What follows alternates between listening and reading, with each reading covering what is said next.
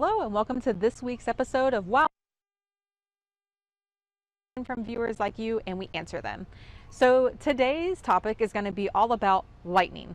So I have been collecting all these questions that I've been getting from all kinds of people in regards to lightning. And since we are wrapping up our lightning safety week, I figured what a better time than now. So today it's going to be all about lightning myths versus facts. So hopefully I can debunk some of those not so right ideas when it comes to lightning, because lightning, as we know, yes, it's very beautiful to look at, but it can also be very dangerous and sometimes deadly. So before we jump into our facts and myths about lightning, I do want to mention a few things because we live here in Florida.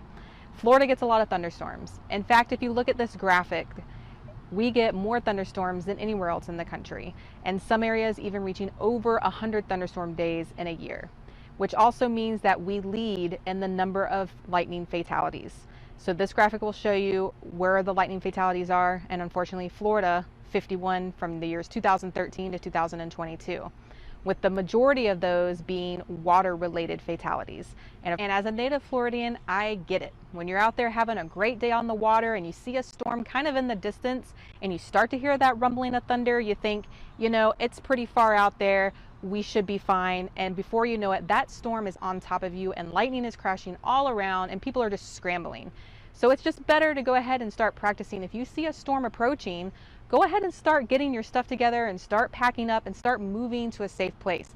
And again, it's Florida, so you know those thunderstorms might last 15 to 30 minutes and then they're out of there. And guess what? You can go back to enjoying your day at the beach. So let's jump right into it with myth number one. You have to be under the clouds or it has to be raining for lightning to strike near you.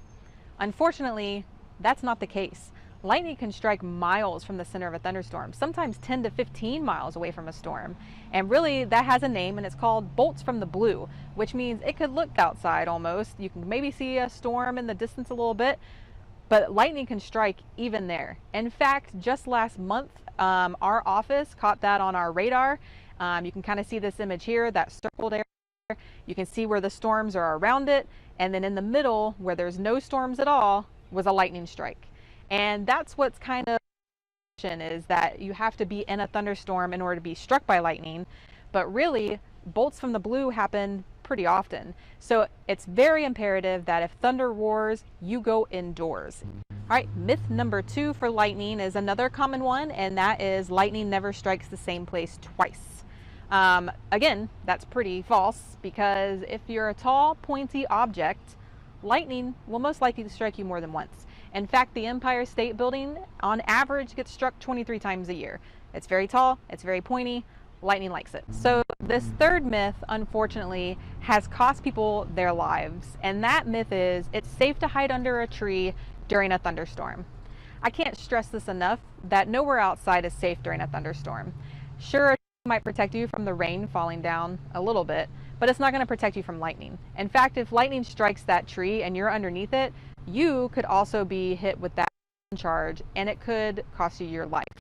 So again, if you find yourself outside and a thunderstorm is approaching, you need to be doing everything you can to make it to the nearest structure. So myth number four, the myth is that lightning will only strike the tallest buildings or the tallest objects.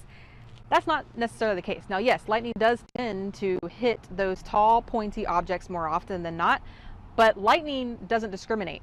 It will strike the ground even if there's a tall object nearby. It will strike the water even if there are buildings nearby. So again, lightning will strike anywhere it wants to. There's no discrimination when it comes to lightning, which is another reason why it's very important to not be outdoors when there's lightning around. The fifth myth is that the rubber tires of your car are what's going to protect you if your car gets struck by lightning. The car is actually a safe place to be if you find yourself in a thunderstorm. However, it's not the rubber tires that are protecting you, it's the metal frame of your car. So the lightning will strike the metal frame because metal conducts lightning very well, and it'll go through the metal frame down to the ground. Now, the important thing to remember is if you're in a car and there is a thunderstorm, you might not be all up on your door frame, you know, sitting looking out the window, because again, if that lightning strikes that metal frame and it goes through the frame, that could, you know, at least shock you, if not worse. The other important thing to remember is, again, since it's the metal frame, if you're in a convertible, that leather top is not going to do much for you. Or if you're on a motorcycle, those rubber wheels are not going to protect you. Even fiberglass frame cars, which are a thing nowadays, those aren't going to do much to conduct that lightning. It'll just go straight through that vehicle. So these are kind of things that you might want to think of the next time you ride around in a car in a thunderstorm. Okay, this last myth isn't actually a myth, more like misinformation. And that is that the lightning that you see way off in the distance is heat lightning. Heat lightning actually isn't a type of lightning. What you're seeing is a thunderstorm very far away from you where you can't actually see the bolts, cloud to ground, or anything like that. You can just really see the flashes in the cloud. Really, again, it's just a thunderstorm pretty far away. And that's all it is. So I know a lot of that was kind of a heavy topic when we're talking about lightning.